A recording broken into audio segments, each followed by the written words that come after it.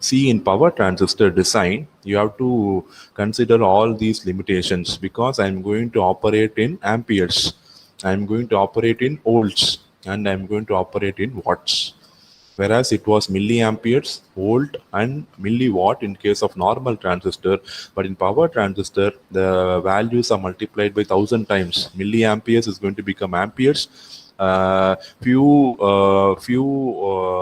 volt or is going to become tens of hundreds of volt, and milliwatt power is going to become watt. So you can see all the values are magnified by 1,000 times or 100 times, which makes the device unstable.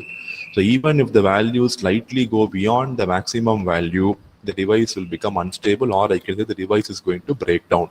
So the maximum rated current, the maximum rated voltage, and the maximum rated power. So all these are going to be the limitations for your power transistors.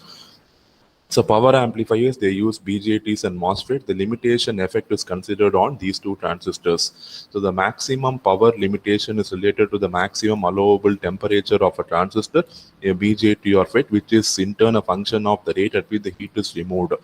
So what is the maximum power your device can withstand? That depends on what is the maximum temperature your device can withstand. So when the collector current is going to flow through your device, it is naturally getting heated, right? So when the device is getting heated and you don't have a proper mechanism for the heat to be dissipated into the environment, then the device will become more hotter and it will start breakdown. So you should ensure that the rate at which the heat is removed should be very fast.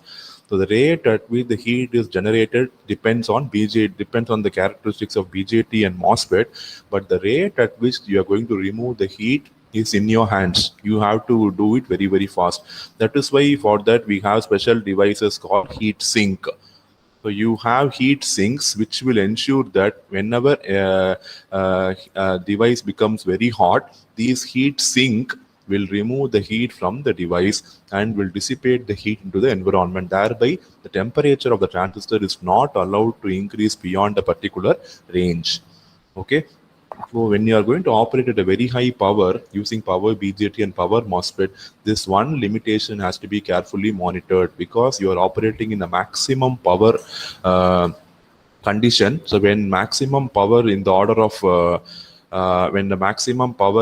of watts is going to be dissipated across your device, then the temperature also will tend to increase, which will in turn increase the uh, heat produced inside the device. So unless you remove the heat and dissipate that into the environment, you cannot ensure stable operation of BJT or MOSFET. Okay, that is a very, very important consideration you have to do for power BJT and power MOSFET.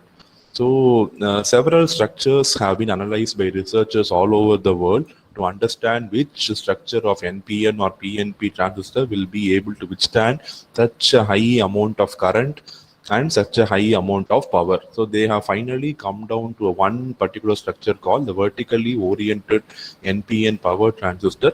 So they are adjusting the doping level and thickness to accommodate the power calculations. So this type of configuration was found to have a larger cross-section area, which is going to handle large currents and minimize the thermal resistance of the transistor. So the structure is shown here. You can see the structure. So it is going to be a vertically grown BJT.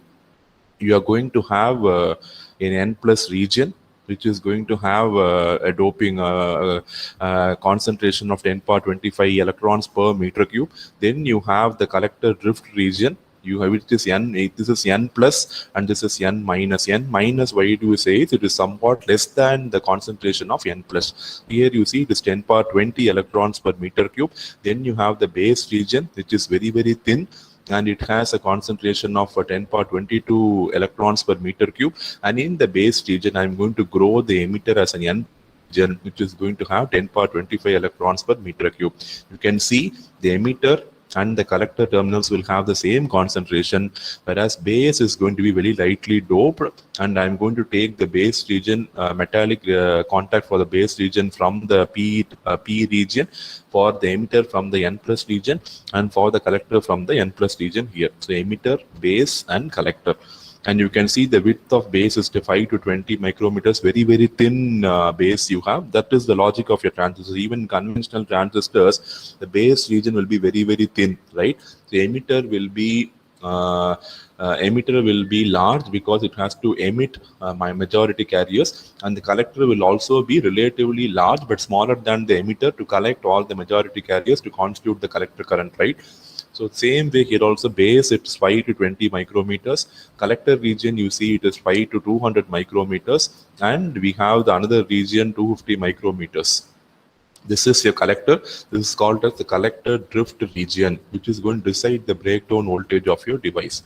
So you have between base and collector, you have the depletion region, which is always reverse biased, right? So this reverse biased region will act as a drift region. So this reverse biased, this depletion region, which is going to be reverse biased, will determine the breakdown voltage of the device. Okay, since you are working at very high power levels, the breakdown voltage will also be very, very larger. Okay, so the collector terminal is at the bottom. The primary collector N minus, called the drift region, has a low doped impurity concentration of 10 power 20 electrons per meter cube in such a way that you can apply large reverse bias voltage across this region. Okay, so, okay, so the actually this is the collector and this is the drift region. So that is what they are referring, and this drift region will determine the breakdown voltage of your device. So the region has a thickness of 50 to 200 micrometers. The thickness of drift region determines the breakdown. It is not mm, it is micrometers. Okay, so this depletion region will determine the breakdown voltage of the transistor. So the structure is shown here. You can see conventionally how the structure is differing from normal BJT and power BJT. Okay, this power BJT has to be operated in a very large voltage, and it is going to produce a very huge amount of power in the order of watts. So for that to happen, you have to modify the structure in such a way that you accommodate the stability of transistor when it is operating at high voltage. So that I'm going to use this depletion region as the parameter to calculate the stability of the transistor. And since the regions are relatively grown vertically upwards, it will definitely provide a very high power when it is going to drive the different types of applications. See, convention, when you see the difference between power BJT and normal BJT, what should come to your mind is power is getting amplified. Enormous amount of power I require in power BJT.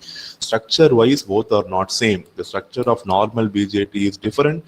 The structure of power BJT is different. The fabrication method of normal BJT is different. The fabrication method of power BJT is going to be different.